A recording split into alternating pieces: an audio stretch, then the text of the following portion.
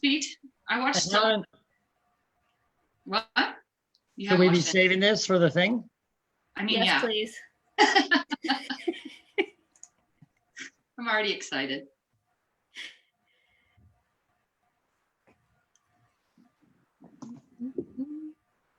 Oh, it's live?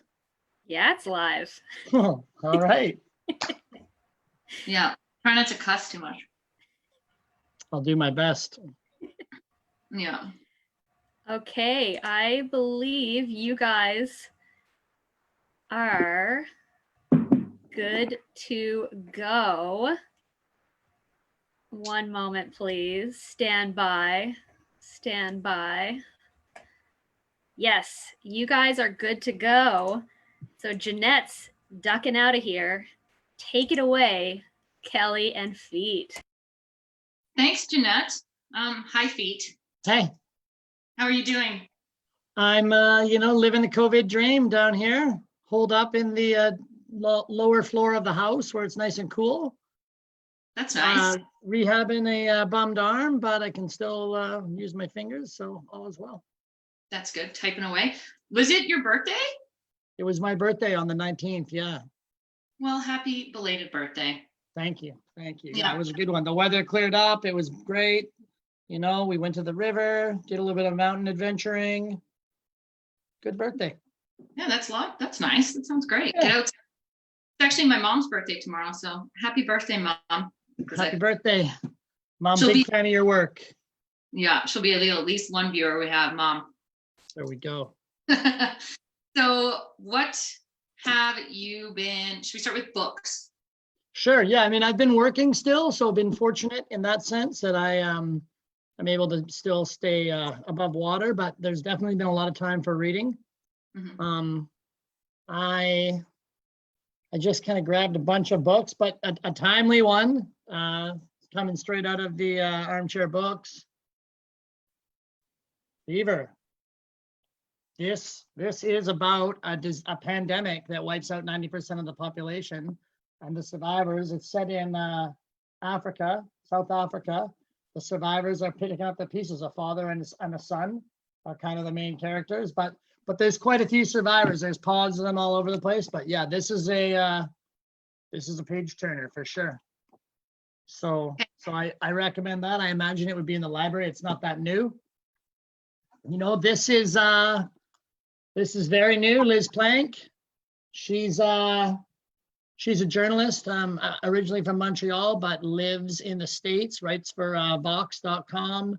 Lot of commentary about gender issues. Her approach with this book is, if we want to fix the patriarchy, we need to fix how we raise our men, right? We don't raise them right.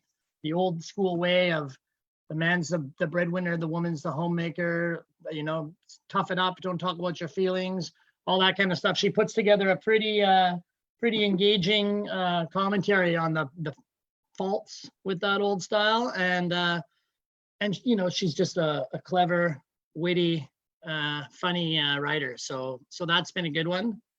Nice. So you're yeah. read lots of different genres and stuff then? I'll listen to a lot of well, I shouldn't say that. I listen to like 2 podcasts. Mhm. Radiolab is one of them though. Radiolab is like quite a well-established one, and I'll hear about books on there and just grab them, whatever they are. And the other podcast is a movie podcast. I don't get too many books out of there. But this one came off that Radiolab podcast. It was just delivered to the door by Armchair Books today. Why Fish Don't Exist.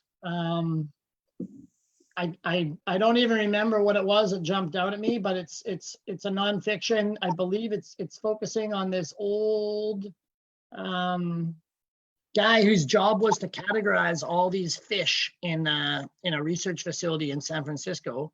And then one day the earthquake happened and all the jars of fish fell off, and all the labels that were in front of the jars of fish all got mixed up, and all of a sudden they didn't know what any of the specimens were, the ones that were lost, the ones that weren't lost.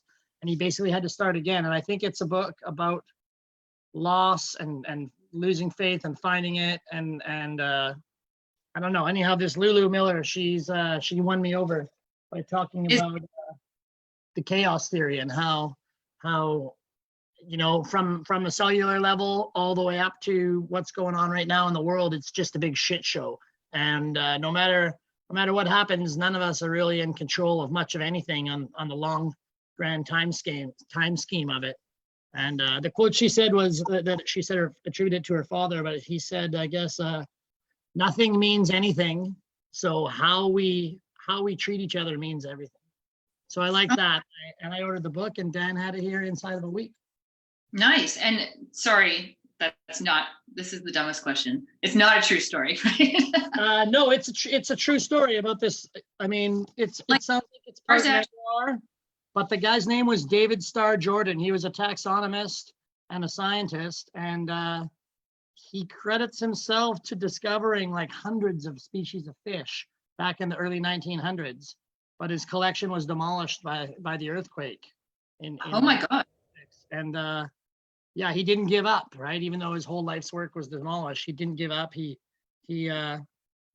innovated, he pivoted, and he came up with something, I guess, that changed the way people did science forever thereafter.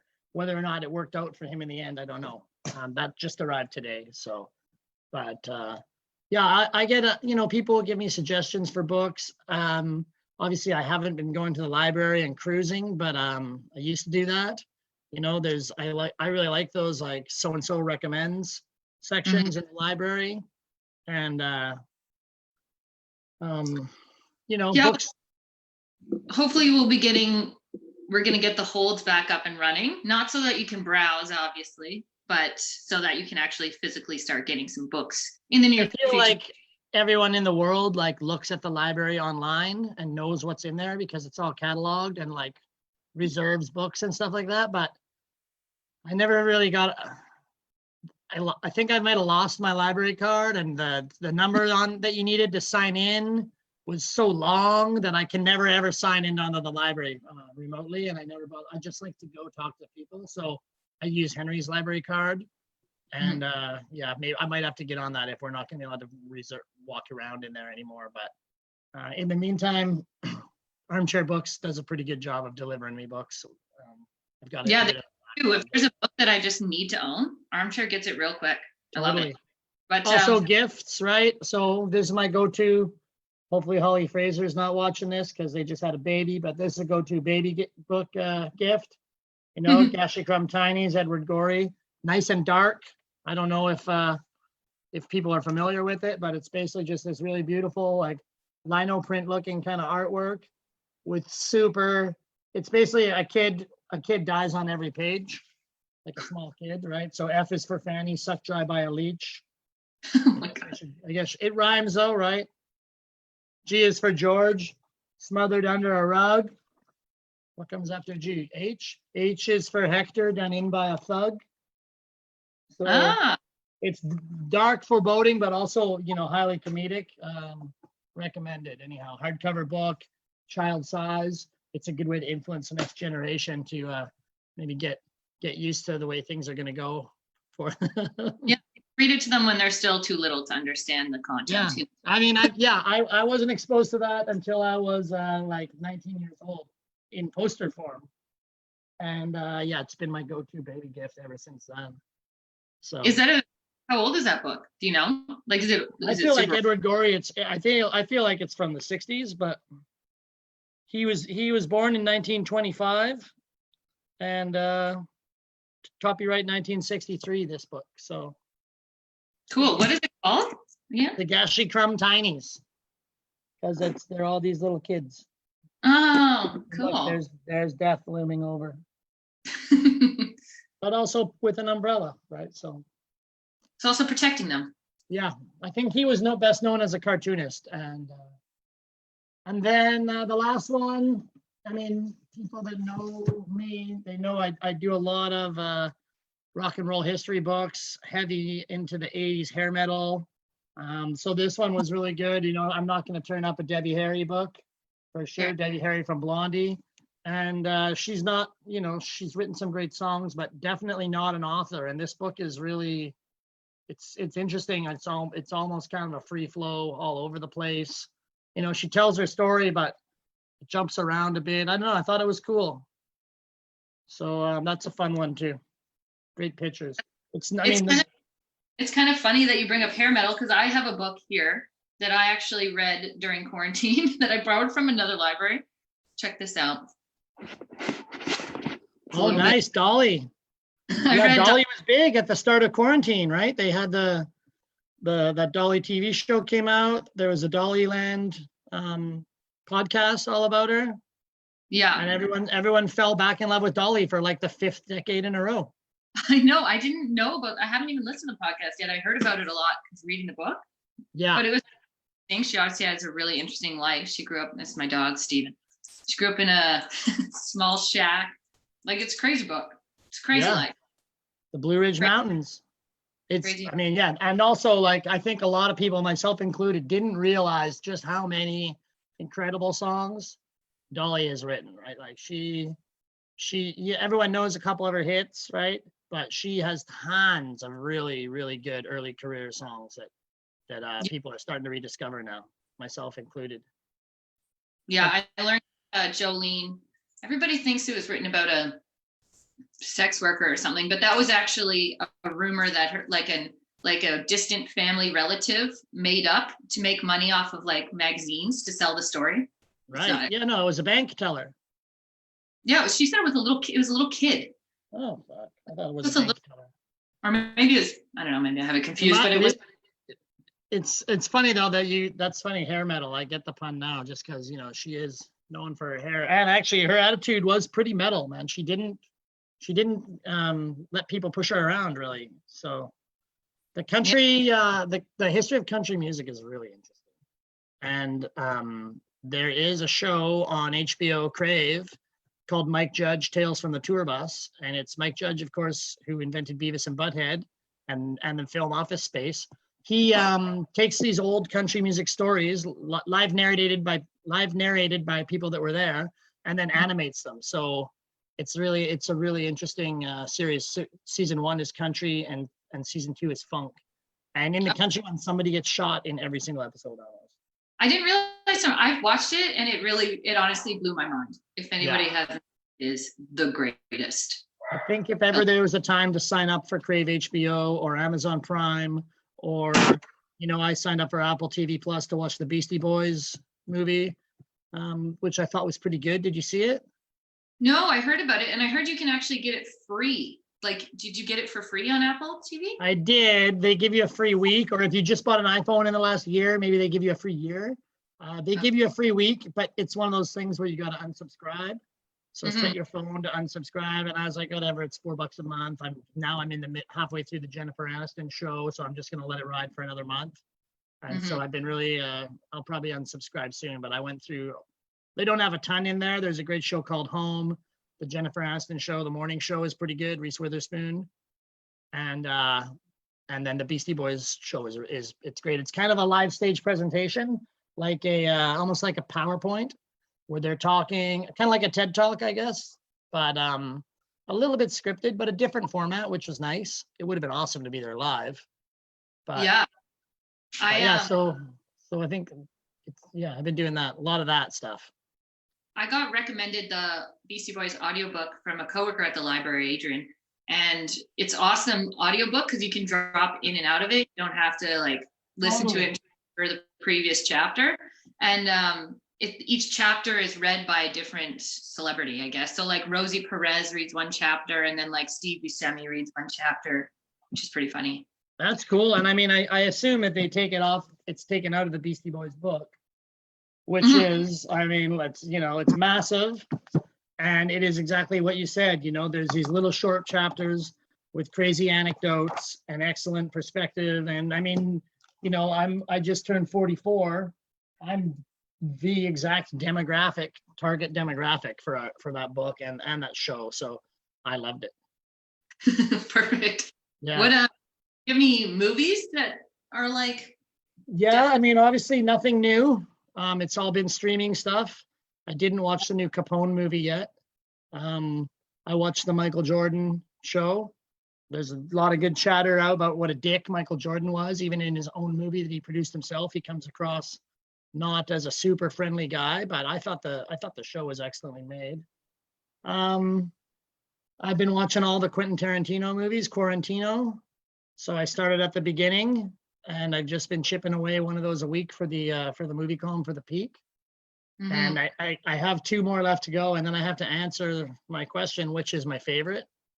Yeah, I really have no idea yet. But if you are going to the library and you're going to take out some movies, of course, I always recommend Gia, Angelina Jolie. This is where she got her Golden Globe Award, right? True story about a fashion model in the 80s, late 70s, 80s. Oh my God, I can't believe you brought up Gia. I tried to watch it by myself the other day, and my boyfriend had a buddy over there playing pool, and They stopped what they were doing and rushed over to watch it. he came upstairs, and it was the scene when she's like biting the chain fence. She's not wearing anything, Yeah. and they, what are you watching? And I was like, an odd movie choice by myself for sure. Gia's a go-to for sure. And then the other on the Angelina hit list is Hackers. Angelina and Johnny Lee Miller with Fisher Stevens riding a skateboard as the villain. And another fantastic movie, Hackers, 1995. That's you can't go wrong with that, especially if you want to see just what people thought hacking was like in 1995 compared to now. The Russians run social media from afar now. So also I mean, I just pulled these off the shelf, but I feel like these are movies that probably could be at the library or maybe easy to find online. If you're ever wondering, there's an app called Just Watch, and you set it up to tell it what country you live in, and you can type in any movie and it tells you where it's available for streaming, for rent, and to buy. So you don't have to hunt through with the stupid Apple TV controller to hunt through all your different programs. You just download Just Watch. Fantastic tool. That is the greatest advice, and maybe part of the point of this whole show. So thank you for sharing. Here's what we're going to do. We're going to check it out right now. We're going to see where the Runaways movie, which is about the band The Runaways, Joan Jett, Sherry Curry, Lita Ford, and we're going to see if we wanted to watch The Runaways for free. Is it possible? The Runaways. Oh, man. Doesn't look like it's possible. Marvel's The Runaways. Definitely not a Marvel film. The Runaways. No. Not even in here, though. So that just blew my app right out of the water, didn't it? It's possible because I didn't capitalize. There we go. The Runaways came out in 2010, available to rent on Apple, Google Play, and YouTube, and buy on Apple, but not streaming anywhere. And it gives you the trailer, and it gives you a bit of information. And sticking with music. This music biopics are popular. The Motley Crue one is on Netflix. It's pretty. I mean, it's a lot of fun, but it's not that all-encompassing compared to the book. But this is the Bob Dylan one, directed by Todd Haynes, and it's ridiculous. They get, I think, 7 different actors, including Kate Blanchett, to play Bob Dylan or an aspect of his personality across all these different eras. And the stories loosely tie together, but don't tie together. But if you're a Bob Dylan fan, it's ridiculous how good and how deep it goes into stuff that only fans know. If you're not a fan, I think it's still an interesting watch, but definitely if you're a fan, you already know about it though, is the thing. But maybe you could be a new fan. Well, Bob's still alive, so he's got an album coming out next month. Yeah, he put out a new song during this quarantine. Yeah, 14-minute song or something. About the JFK assassination, I believe. Yeah. So Bob's not going to be around forever, so you might as well start sucking up all that Bob Dylan information and all his music while you can, so that when he does pass, you're not left holding the ball, and you can sound smarter than all your friends. You can be your true fan. Exactly. Not a fan. And finally, of course, just because nostalgia's a bitch, I don't know, but Heathers, classic. Winona Ryder, Christian Slater. Because of the Quarantino, I got into True Romance, and that reminded me just how awesome Christian Slater used to be. And I mean, Heathers really helped kick that off, pump up the volume. He had a great. Are we there? Feet. Have we lost it? I love those. Any place in high school, Ends in prom. I'm into it. Uh-oh. My connection says it's unstable though. Can you still see me? Yeah, you're still on there. There was a little pause, but I heard about that. Such is life. Yeah. Heather's is a classic one too. Those are some good recommendations. And also that app is amazing. So just That app is, the app is good as long as you capitalize the name of the movie properly, it seems like. Okay, it is case sensitive. Noted. Otherwise, I mean, I wish we had a better option for used books around here. Back when I was a kid, everyone said Squamish was a total shithole, and it had a movie theater, a bowling alley, and a used bookstore. And now everyone thinks it's the greatest place since sliced bread, and it doesn't have any of those things. So that's a bit funny, but I do love hitting used bookstores when I'm not in quarantine. And I've been picking up a lot of Elmore Leonard. You can't go wrong with Elmore Leonard. It's a quick lawn chair read, the greatest crime writer probably ever in the English language. Is that true crime writing? No, pure fiction. I mean, lots of his writing is turned into movies. Get Shorty, Jackie Brown, a bunch of stuff. Like he's had, I think, at least 10 or 11 of his. But he's very, very good plotting and ridiculous dialogue and character development. So he did write a ton of Westerns too, but I haven't gotten into those yet. I don't know. Well, that's good, because if they're older books as well, they're easy to access they're more likely to be on all the apps that the library offers. Totally. Elmore Leonard, they'll have a bunch of his stuff. Like I think he's got at least 20 crime novels that you can pick up. And also, they're only $3 or $4 if you find them in a store. I always love reading Susan Musgrave, just to pump a Canadian author.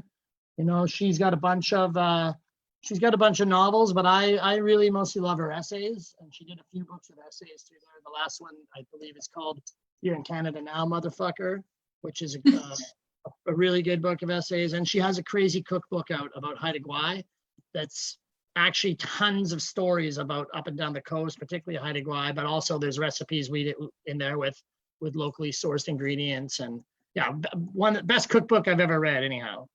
Not that I read a ton of them, but it was like a book with recipes rather than recipes with stories. Yeah. Speaking of the coast, Curve of Time, classic. This woman, I believe she took her 5 kids, packed them into like a 32-foot boat, and they just sailed up and down the coast of BC in 1927. 25-foot boat, a widow with 5 children, and they just sailed the coast having adventures and discovering, the meaning of life. It's a fantastic BC classic. And this edition comes with very nice watercolor painting on the cover. Is it true story? It's a true story, yeah. Did she write it, or did someone just write about her? She wrote it. Oh, cool. That's awesome. Yeah, she wrote it back in the day, and it's fantastic. I don't know, there's a ton of good books about BC history that someone was telling me about another one about the guys that started the first airline a lot up and down the coast, running surveyors and loggers and stuff, and turned it into an airline that's supposed to be fantastic, but I can't remember the name. Yeah, I feel like I need to read more BC history books. Like I think the one that the most popular one, The Golden Spruce. For sure.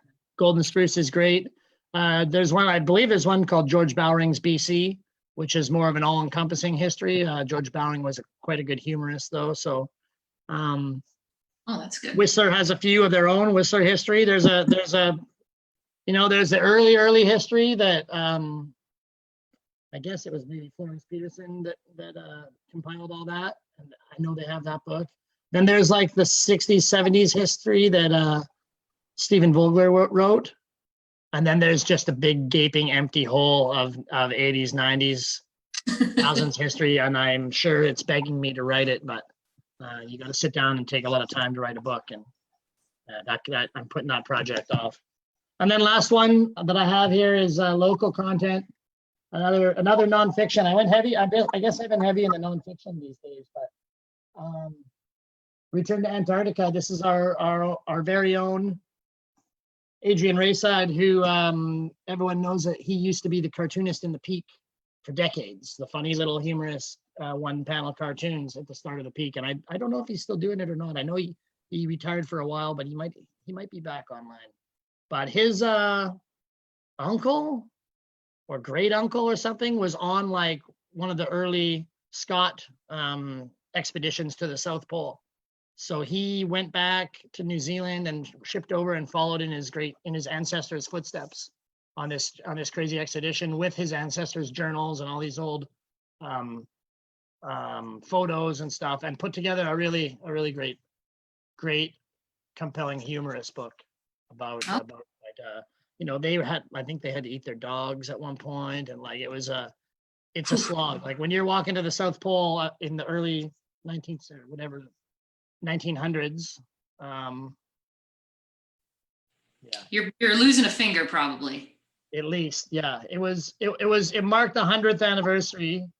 So yeah, 1912 is when they were, they didn't have Gore-Tex, they didn't have down boots, they didn't have any of the stuff that we take for granted all winter and go out and have a great day and then come home and take it off. These guys are out, on a 100-kilometer walk, or probably way even further than that, actually. Return to yeah, tons of them died.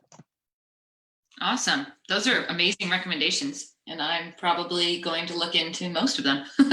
Perfect. And of course, I mean, if people wanted to ask a question, they can just email me. My email's in the newspaper every week under the movie column. So I spend a lot of time on the computer. I'm happy to answer emails if someone was like, hey, I forgot the name of that Adrian Rayside book or whatever. Yeah, and then this conversation will be posted on the library page so people can look back on it, so it can go. Well, we got to be careful. If we can see who watches it 10 times, then we got to know that could be some potential new stalkers. Good to know. Yeah. Yeah. And then, if anybody people can email publicservices@whistlerlibrary.ca too, if they want to ask anything or anything to Feet as well. Can hit you up. Cool. Thanks so much, Feet. That was awesome. No problem. We're good. We covered everything you wanted to cover. Or? Yeah. Unless you have anything more that you want to throw down, because you got great recommendations. Like, I don't know, if there's any good podcasts or audiobooks or anything you want to.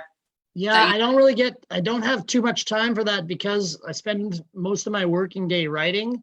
And so, I'm trying to pull words out of the air. And if I have words going through the air, it's not like Chili used to be able to sit down and crush audiobooks while he painted. So my podcasts and audiobooks have generally just been for like commuting, which no one does anymore, or taking walks. So I don't have too many of those, sadly, other than Radiolab. I stand behind Radiolab, and if you want to do, the one fun episode is called Smarty Plants. It's about plants, but they also have a great 5-episode series about the U.S. southern border, and they did all those Dollyland podcast, and yeah, Radiolab's my recommendation for that. And of course, Andrea Helleman has a podcast of Astounding Locals, right? The Lawless podcast. I listen to that too. God, there's so much good stuff out there. When you think you run out, there's actually endless awesomeness. Yeah, so you can spend your whole day finding good stuff. Yeah, for sure. Awesome. Well, thanks, Feet. Thanks for coming on.